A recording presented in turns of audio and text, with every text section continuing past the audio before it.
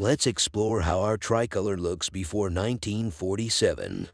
The national flag, which we see today, saw changes a couple of times before it started representing India to the rest of the world. Here's how it transitioned over the years. 1906, the Calcutta flag was designed by Sachindra Prasad Bose and Hemchandra Kanungo.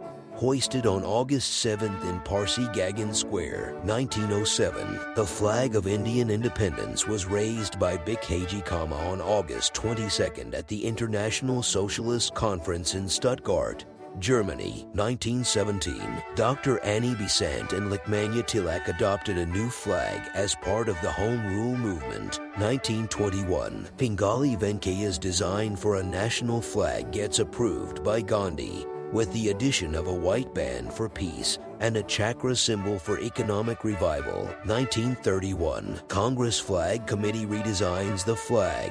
The colors now stood for qualities and not communities: saffron for courage and sacrifice, white for truth and peace, and green for faith and strength. 1947, post-independence, a national flag committee under President Rajendra Prasad replaces the chakra with the Ashok chakra.